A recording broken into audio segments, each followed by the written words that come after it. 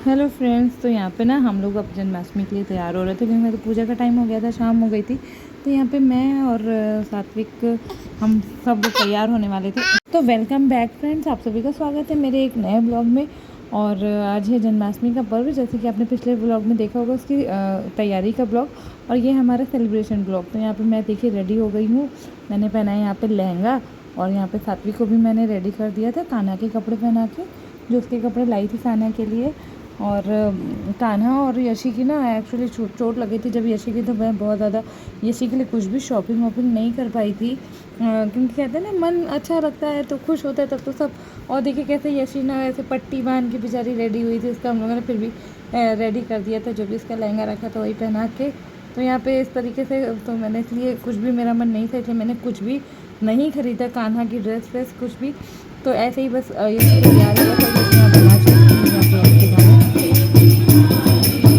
और ये देखिए हमारी राधा रानी कितनी मोहनी सूरत की है, मतलब कितनी प्यारी लग रही थी। ये धरा है हमारी, और कितनी सुंदर इसकी मम्मी ने इसके लिए लहंगा ख़रीदा था। वाह, बहुत प्यारी लग रही थी अपने लहंगे में। या कान्हा यहाँ बैठ के अपने भजन सुन रहे थे, जो कि इनको बहुत ही अच्छा लग रहे थे। और यहाँ पे फाइनली जो कान्हा थे हमारे, जिनका जन्म होना था, तो यहाँ पे फाइनली कान्हा के जन्म का समय हो चुका था। और अब धरा जो थी यहाँ पे जिद कर रही थी कि उनको भी ना जाना है जन्म कराने। कान्हा को ऐसे बंद क्यों कर रहे हो, पर्दा क्यों बंद कर रहे हो, मुझे भी जाना है जन्म कराने। और यहाँ पे हम सब लोग मतलब भजन गा रहे थे, क्योंकि कान्हा का टाइम हो गया था, मतलब रात के 12 बज चुके थे और कान्हा का जन्म हो चुका था। तब यहाँ पे मैं ना पूरा विधि, अभिषेक विधि आपके साथ शेयर करूँगी। तो यहाँ पे जैसे ही जन्म हुआ 12 बजे, तो जन्म होने के तुरंत बाद कान्हा को स्नान कराया जाता है। सबसे पहले गंगा जल से स्नान कराया जाता है। और हमेशा जब भी कान्हा को स्नान कराएं तो हमेशा शंख के अंदर इस तरीके से दक्षिणावर्ती शंख होता है, जो कि बचता नहीं है। उसी शंख में सब जल भर के और बाकी की चीज़ें भर भर के उससे स्नान कराना चाहिए।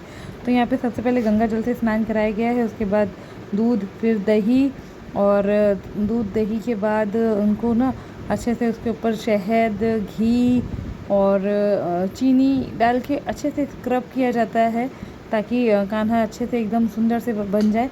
मतलब जैसे एक बच्चे होता है ना, बच्चे का जन्म होता है तो उसको जिस तरीके से किया जाता है, उसका उसी तरीके से देखभाल करी जाती है कान्हा की भी। बस हॉस्पिटल में दूध दही जल से नहीं नहलाते, बट बच्चे को साफ़ किया जाता है नहला के, और यही सब। तो इसी तरीके से जन्माष्टमी में भी वह कान्हा को 5 तत्वों से नहलाया जाता है, गंगा जल, दूध, दही, चीनी, शहद और घी।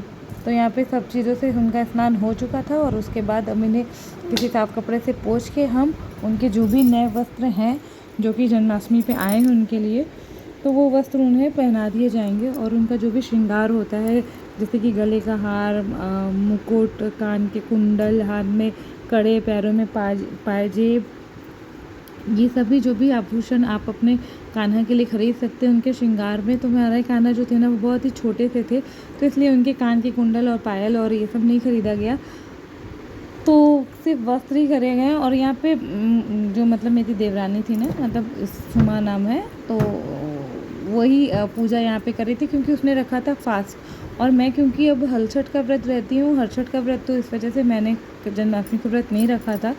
क्योंकि लोग बोलते हैं कि जहाँ जो लोग हलछठ का व्रत रहते हैं उन्हें जन्माष्टमी का व्रत नहीं रखते हैं वो। तो तब से मैंने जन्माष्टमी का व्रत छोड़ दिया है, नहीं तो मैं भी व्रत रहती थी। तो इसलिए उसने वो व्रत थी पूरा दिन, तो मैंने इसलिए वही पूजा कर रही थी यहाँ पे। तो वो पूरा अच्छे से उसमें नहला के स्नान करा के उसके बाद सज्जित किया गया था, तो धीरे धीरे उनको बैठा दिया। और उसके बाद धरा तो यहाँ पे फाइनली जो हमारे कान्हा थे उनको बैठा, और अब आरती हो रही है। आरती कुंज बिहारी की, गिरधर कृष्ण मुरारी की।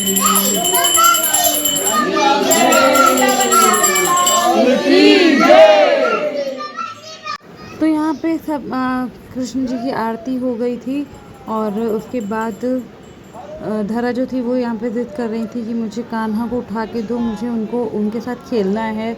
तो यहाँ पे धरा जो थे ना ऐसी बात कहते थे कि उन्हें ना झूले से उतार के मुझे दो, मुझे खेलना है कान्हा के साथ। लेकिन उसको नहीं पता कि आज उनका जन्मदिन है, उन्हें झूले पे ही बैठाना है।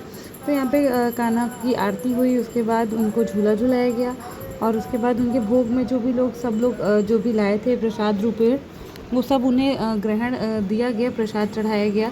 तो यहाँ भोग स्वरूप यहाँ पे भोजन में जो बना था वो था कोफ्ते और आलू टमाटर की सब्जी, पूड़ी, चावल और खीर। और ये सब चीज़ें बिना लहसुन प्याज के सात्विक तरीके से बनाई गई थी। और आज का जो भोजन था वो सात्विक ही ग्रहण करना चाहिए। तो सब यही सात्विक भोजन बना के फिर कान्हा को लगाया गया भोग और फिर जो भी प्रसाद रूपेण जो भी था वो सारा प्रसाद कान्हा के आगे रखा गया और उनसे प्रार्थना की गई कि वो हमारे द्वारा लाए गए प्रसाद को ग्रहण करें प्रेम पूर्वक और हम सब पर अपनी कृपा करें।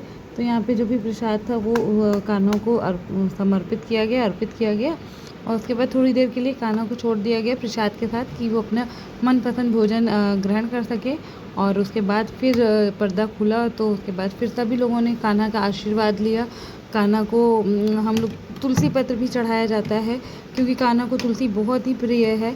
उनके हर भोजन में हर भोग कहते हैं कि कान्हा का वो भोग ही अधूरा है जिसमें तुलसी पत्र नहीं है। तो कान्हा को कभी भी कोई भोग चढ़ाए तो आप हमेशा तुलसी पत्र के साथ ही चढ़ाएं। तो कान्हा को हर वो भोग पसंद होता है जिसमें तुलसी पत्र होता है।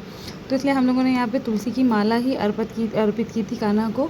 और यहाँ पे फाइनली हमारे कान्हा का जन्म हो चुका था और वो अपने पालने में झूला झूल रहे थे। और उसके बाद यहाँ पे सभी ने एक एक करके कान्हा का आशीर्वाद लिया, उन्हें हैप्पी बर्थडे बोला और उसके बाद फिर कान्हा को छोड़ दिया गया अकेले और हम सभी ने प्रसाद ग्रहण करके फिर रात में ही हम लोग वापस आ गए क्योंकि यशी को हमें नेक्स्ट डे टाँके कटवाने के लिए जाना था और जो कि हॉस्पिटल हमारे घर के पास ही था। तो इसीलिए फिर हम लोग रात में ही वापस आ गए, रात के 1 बजे आए थे। तो बहुत ही अच्छा रहा हमारा जन्माष्टमी का पर्व और जन्माष्टमी का जो भी उत्सव था बहुत अच्छे से ही गया, बहुत अच्छा सा रहा। तो आप लोगों को फ्रेंड्स कैसा लगा मेरा ब्लॉग ज़रूर मुझे कमेंट करके बताइएगा। अगर वीडियो अच्छा लगा हो तो चैनल को सब्सक्राइब करना, वीडियोज़ को लाइक शेयर और कमेंट करना बिल्कुल मत भूलिएगा। तो राधे राधे।